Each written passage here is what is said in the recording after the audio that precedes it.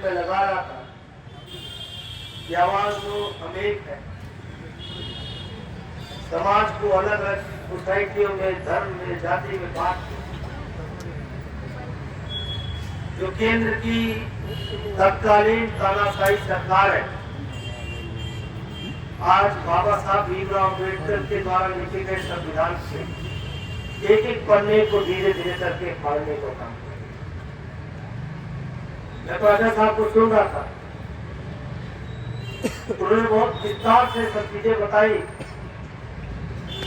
कि किस तरीके से एनएफएस करके आपके सारी की सारी नौकरियां छीनने का कुचक्र वर्तमान सरकार के द्वारा रचा जा रहा है।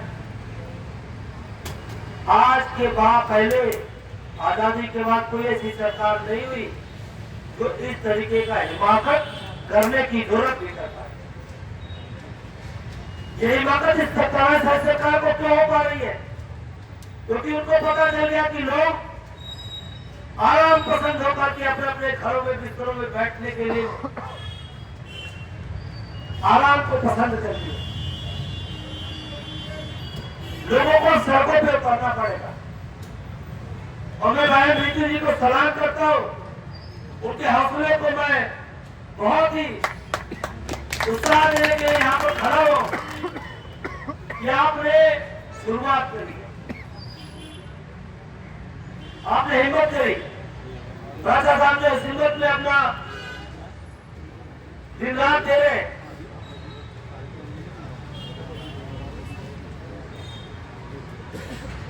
इस हिम्मत को और बढ़ाने के लिए जो लोग सुन रहे हैं हमारी बात को, अभी निकलो रोडों पर, बहन ऋतु के आंदोलन को समर्थन करो। ये समर्थन आप अपने लिए और अपने आने वाली पीढ़ी के लिए करने जा रहे हो। बाबा साहब भीमराव अम्बेडकर के संविधान को करने जा रहे हो।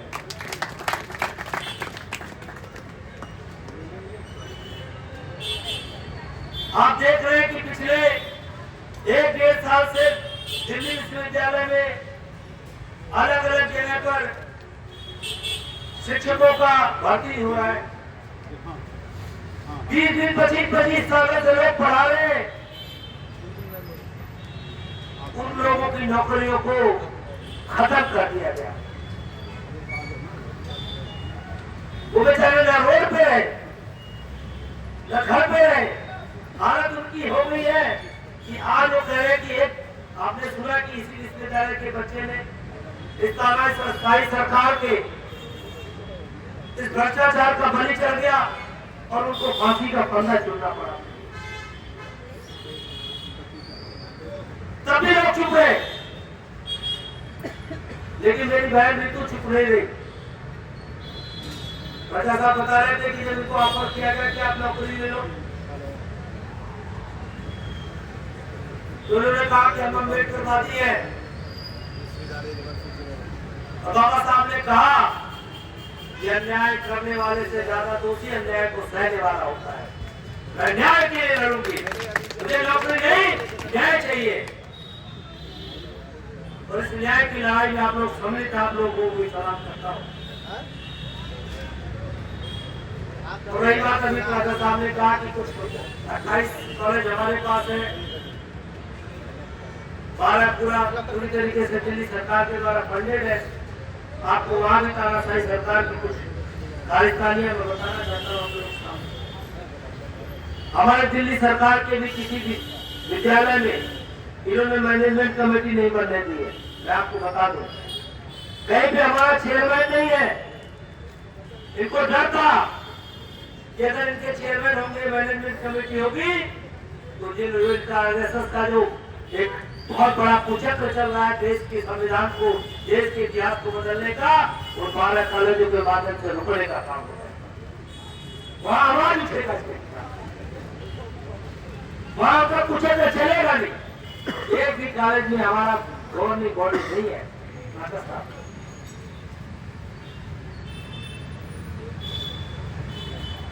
और इसीलिए मजबूर होकर के हमारे शिक्षा मंत्री आतिशी जी को चिट्ठी लिखना पड़ा, या तो आप इन कॉलेजों को अब दिल्ली विश्वविद्यालय में ले लीजिए,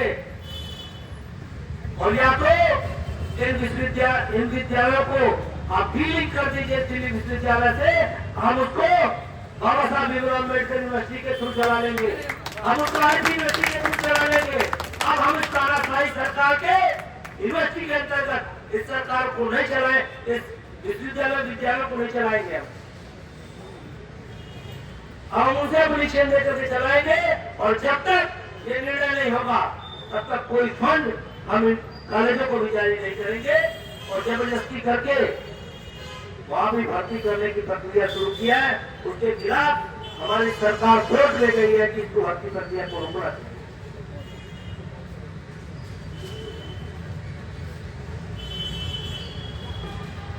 क्या क्या बताए, क्या क्या तानाशाही चल रही है।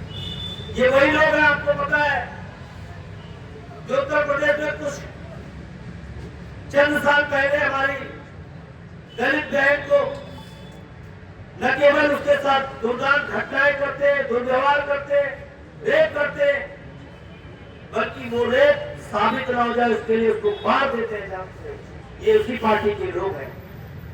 ये खाली एक ऋतु जी को जो देख रहे हैं, उनको नहीं जमाने का काम कर रहे।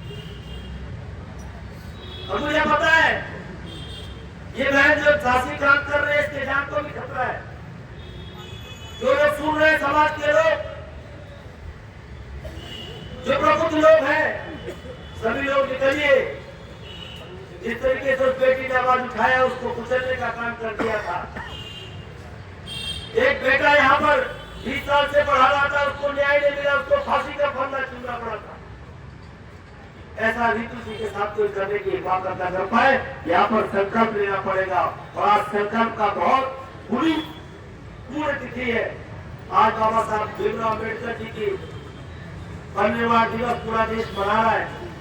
इस अवसर पर हम सब अगर श्रद्धांजलि अर्पित करना चाहते हैं बाबा साहब को, तो सभी लोगों को जो भी अम्बेडकरवादी है, बाबा साहब को मानते हैं, उनको प्यार करते हैं, इस स्तर पर ला करके इतना ज्यादा संख्या में आप लोग उपस्थिति बता दीजिए।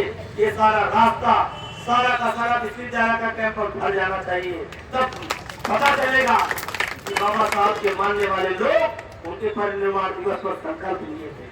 और तब जाकर के जो बाबा साहब भीमराव अम्बेडकर के सपने हैं, उसको लेकर के जो न्याय की मांग को लेकर के ऋतु बहन निकली है, हमारे बहुत प्राचा जी निकले हैं, हम सब उसके साथ हैं। आप सब आइए, तभी वो सफल हो पाएगा। मैं आपके संतुलन को अपना समर्थन व्यक्त करता हूँ। मैं आगे भी आता रहूंगा समय समय पर। हम सबसे अपील भी करते रहेंगे। मेरे वार्ड अध्यक्ष यहाँ पर हैं, राजन गौतम जी, इन्होंने मुझसे निवेदन किया, ऋतु जी से टीम से बात कराई। हमने कहा ये बहुत अच्छा अवसर है कि संविधान को देश में खत्म करने के प्रयास कर रही तानाशाही सरकार के खिलाफ इस मोर्चेबंदी में हम सबको शामिल होना चाहिए। हम लोग का धर्म है, कर्तव्य है, उस कर्तव्य के तहत आए हैं और अभी समर्थन कर रहे हैं, आगे भी करते रहेंगे। धर्म से, मन से और धर्म से तरीके से आपके साथ आएंगे। बाबा साहब अमर रहे, बाबा साहब अमर रहे, बाबा साहब अमर रहे। और एक चीज और अंतिम में मैं भूल गया था कि आप देख रहे हैं किस तरीके से बाबा साहब भीमराव अम्बेडकर द्वारा लिखे गए संविधान में पिछली सरकार के पास अंतिम निर्णय लेने की सत्ता, निर्णय लेने की क्षमता होगी, उसको भी दिल्ली में आप देख रहे हैं किस तरीके से कुचल करके खत्म कर दिया गया है। किस तरीके से एलजी को मालिक बनाने का एक बहुत बड़ा कुचल चल रहा है। तो हम तो इन संविधान के दुश्मनों से लड़ रहे हैं दिल्ली में अरविंद केजरीवाल के नेतृत्व में। जो भी हो सकता है, जहां से ये सब समर्थन की जरूरत होगी हम आपको दिलवाएंगे। इस संविधान को खत्म करने वाले लोगों को 2024 में कंक्लूड करना पड़ेगा, संकल्प लेना पड़ेगा सबको। नहीं तो ये दिल्ली से, जैसा प्रसाद जी ने कहा, ये शुरुआत है।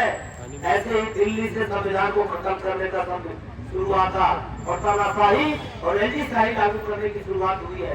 उसके खिलाफ निर्णय है, सुप्रीम कोर्ट का निर्णय आ गया। माननीय सुप्रीम कोर्ट ने कहा कि चुनी हुई सरकार के पास काम करने का अधिकार होना चाहिए।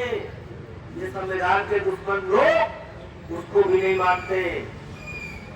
इसलिए अब एक ही रास्ता है सड़क पर उतर करके संघर्ष करने का, और संघर्ष कर करके इनको खत्म करने का। जब तक ये खत्म नहीं होंगे तब तक ये आंदोलन शुरू किया और खत्म नहीं होगा।